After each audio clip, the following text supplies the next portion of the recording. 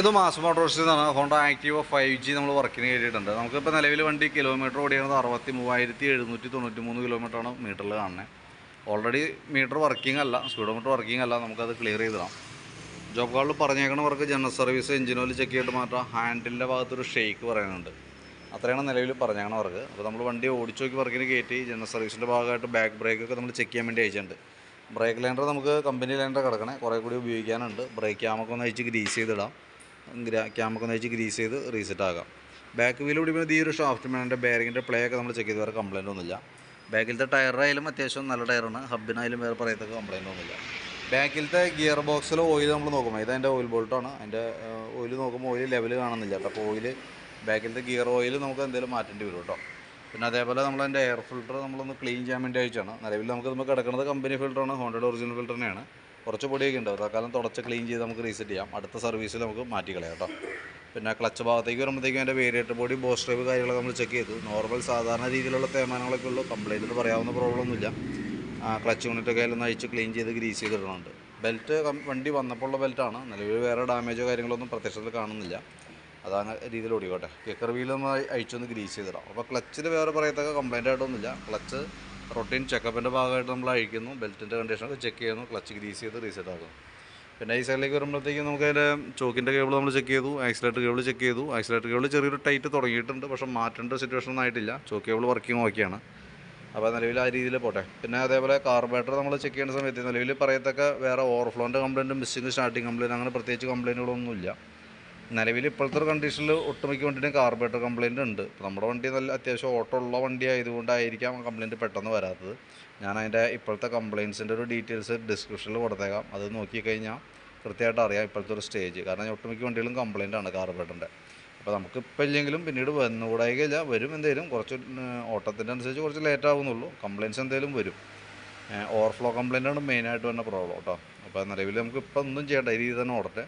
പിന്നെ കൂടുതലായിട്ട് എന്തെങ്കിലും കംപ്ലയിൻസ്, സ്റ്റാർട്ടിങ് കംപ്ലയിൻറ്റ്, റണ്ണിങ്ങിൽ ഓഫായി പോവുക, ഓവർഫ്ലോ പെട്രോൾ ലീക്കായി പോവുക, അങ്ങനത്തെ കംപ്ലയിൻ്റ് ഒക്കെ ഉണ്ടെങ്കിൽ മാത്രം നമുക്ക് അത് അഴിച്ചാൽ മതി. പിന്നെ എഞ്ചിൻ ഹെഡിൻ്റെ ഭാഗം നോക്കുമ്പോൾ ചെറിയ ലീക്ക് തുടങ്ങിയിട്ടുണ്ട്, സ്റ്റാർട്ടിംഗ് ആണ്. അപ്പോൾ കൈയോടെ നമുക്ക് അഴിച്ചാൽ ഗ്യാസ്കറ്റ് മാറ്റി കളയാം. ഫ്രണ്ടിലേക്ക് വരുമ്പോഴത്തേക്കും ഫ്രണ്ട് ബുഷുകളൊക്കെ ഒന്ന് അഴിച്ച് ഗ്രീസ് ചെയ്യാൻ വേണ്ടി നമ്മൾ അഴിച്ചാണ്. അപ്പോൾ ലിങ്കിൻ്റെ ബുഷ് നമുക്ക് മാറ്റിയിടണം, ഈ ഗ്രീൻ ബുഷ് നമുക്ക് മാറ്റിയിടണം. ലിങ്കിൻ്റെ അല്ല, ഗ്രീൻ ബുഷ് നമുക്ക് മാറ്റിയിടണം. ലിങ്ക് ബുഷ് അഴിച്ചൊന്ന് ഗ്രീസ് ചെയ്ത് റീസെറ്റ് ചെയ്യാം. പിന്നെ ബ്രേക്കിൻ്റെ കേബിളുകൾ നോക്കിയപ്പോൾ ഒരു കേബിൾ ടൈറ്റ് കാണിച്ചു തുടങ്ങിയിട്ടുണ്ട്, അതും നമുക്ക് അടുത്ത സർവീസിലേക്ക് മാറ്റാം. ഇപ്പം അത്രയാണ് പ്രശ്നമില്ല, ടൈറ്റ് ആരംഭമാണ്. അപ്പോൾ കുറച്ച് ഓയിലൊക്കെ കൊടുത്തതാണ്. നെക്സ്റ്റ് അടുത്ത സർവീസിലൊക്കെ നമുക്കത് മാറ്റിക്കളയാം. ഇതിപ്പോൾ നമുക്ക് സെറ്റ് ചെയ്ത് നോക്കാം, ടൈറ്റ് കാണിക്കുന്നുണ്ട്. ഇപ്പോൾ ഓയിൽ കൊടുത്തിട്ട് ക്ലിയർ ആയില്ലെങ്കിൽ നമുക്ക് ഒരു വർഷം മാറ്റേണ്ടി വരും. ഞാൻ നോക്കിയിട്ട് എന്തെങ്കിലും ചെയ്യാതെ. പിന്നെ അതേപോലെ സ്പീഡോമീറ്ററിൻ്റെ കേബിൾ പൊട്ടിക്കിടക്കാണ്, അതുകൊണ്ടാണ് മീറ്റർ വർക്ക് ചെയ്യാത്തത്. അത് നമുക്ക് ചേഞ്ച് ചെയ്തിടാം.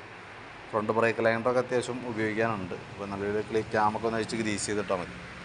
പിന്നെ ബാറ്ററി നമുക്കിത് ഇരിക്കുന്നത് 2022 ബാറ്ററിയാണ്. ഞാൻ അതിൻ്റെ വോൾട്ടൊക്കെ നോക്കി 13 വോൾട്ട് കാണിക്കുന്നുണ്ട്, 13.30 കാണിക്കുന്നുണ്ട്. ലോഡ് കൊടുക്കുമ്പോൾ 8.65. ഏകദേശം ബാറ്ററിയുടെ ലൈഫ് എത്തിക്കൊണ്ടിരിക്കുകയാണ്. വലിയ താമസിച്ചാണ്ട് നമുക്ക് സെൽഫിൻ്റെ കംപ്ലയിൻറ്റ് സ്റ്റാർട്ട് ചെയ്യാൻ സാധ്യതയുണ്ട്. ഇപ്പോൾ നമുക്കൊന്നും ചെയ്യേണ്ട, പരമാവധി ഓടിക്കുക. സ്റ്റാർട്ടിങ് കംപ്ലയിൻറ്റ് കാണിക്കുന്ന സമയത്ത് ബാറ്ററി മാറ്റി കളയേണ്ടതായിട്ട് വരും. ഏകദേശം അത് മാറ്റേണ്ട ഒരു ടൈമിലേക്ക് ആയിട്ടുണ്ട് കേട്ടോ.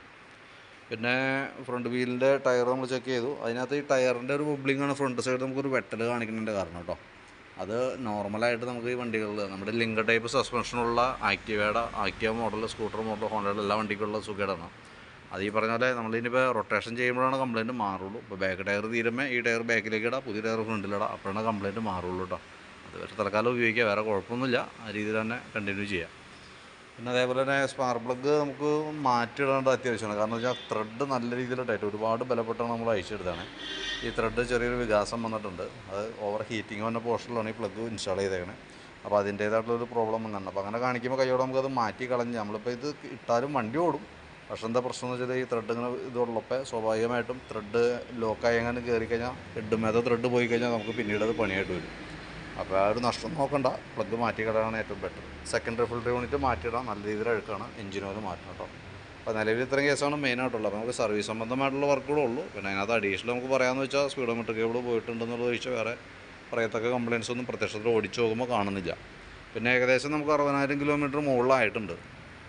അപ്പോൾ വണ്ടിയുടെ ശരിക്കും പറഞ്ഞാൽ എഞ്ചിൻ ഹെഡിനകത്ത് കാർബൺ കണ്ടൻറ്റ് കൂടുതലുണ്ടാവും, കരിയുടെ പ്രശ്നങ്ങളുണ്ടാവും. അപ്പോൾ അതുകൊണ്ട് നമുക്ക് സ്റ്റാർട്ടിങ് കംപ്ലയിൻറ്റ്, ഇപ്പോൾ വണ്ടി ഓടി വന്ന് നിൽക്കുന്ന സമയത്ത് ഓഫായി പോകുന്ന കംപ്ലയിൻറ്റ്, അതൊക്കെ വരാൻ സാധ്യതയുണ്ട് നിലവിൽ.